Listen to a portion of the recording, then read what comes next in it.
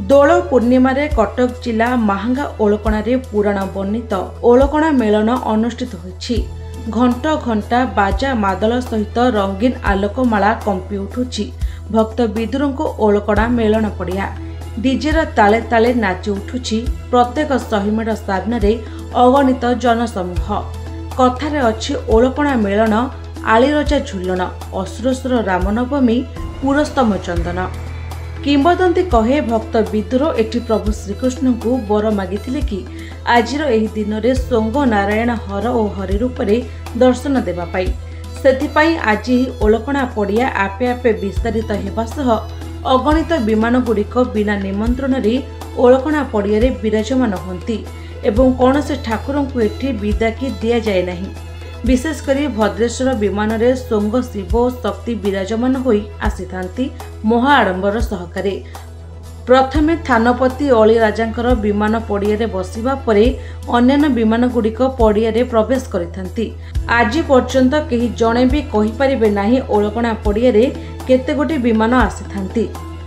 लक्षे लक्षे लोकंको समागम हुए एही मेलन पड़िया रे। आसंतु सुनिबा कोन कहउचंती ओडिसार कोण अनुकोणरू आसीथिबा दर्शक और स्थानीय कमिटी सभापति।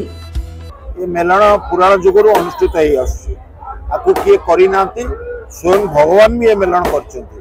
जेतबेले पांच भाई जो हारी जाइचंती कौरव युद्ध रे सेतबेले वनवास जाइचंती 12 वर्ष पर फेरला पर प्रभु श्रीकृष्ण दुर्योधन पाकु जाइचंती पांचटी पड़ा मागिया को। दुर्योधन कहिछि बिना युद्ध देबी नाही इंचे जमी। प्रभु पळि आछंती मन दुख रे ओलकणा पड़िया रे विदुर आश्रम रे आसी पहुंचंती। अत्यंत भोकिला थुआर विदुर पाखे मागुचंती कोन मते दउचंती खाइयाकु दे। विदुर तांको साग भात देइचंती खाइयाकु। ताको खाइ साला पर प्रभु एते खुशी हो गले विदुर कहले कि बर मागुच माग। विदुर कहले प्रभु मु तुमको दुईटी रूप रे देखिया चाहूची हर और हरि। प्रभु कहले ना आज नुहे मते फगु चतुर्दशी राति और पूर्णिमा सकाळे ओलकणा पड़िया रे मु दर्शन देबी। एटी जेते विमान आसंती समस्त राधा कृष्ण आसंती। भद्रेश्वर विमान रे राधा कृष्ण सहित शिव शक्ति आसंती।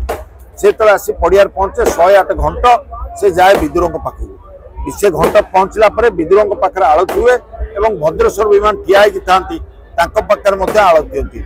उभय उभय को दर्शन करती। प्रभु देइथिबा प्रतिश्रुति अनुसार से दिन हर हरि भेट हुए।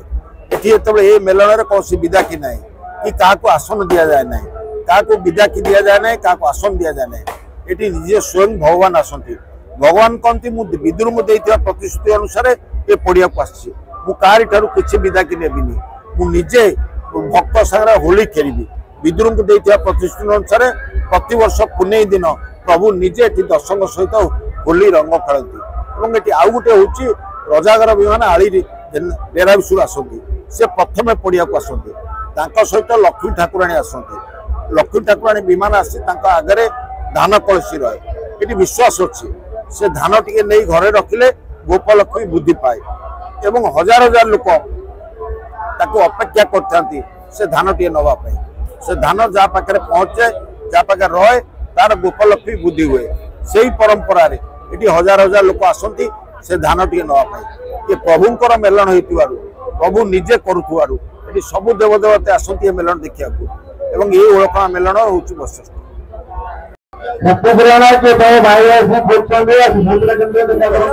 भल हुए दोल मेलन बहुत बड़ हुए। एଠିକାର ना मुझे शुणी जानी मत तो भल लगे। मु 4 वर्ष है आसूची ठाकुर सतरे अच्छे किसी अच्छी बोली तो आम आसुचु। बहुत लोक भी आसुच्च कुआड़ू कौन लोक आसुच्च तार ठीक ठिकाना ना।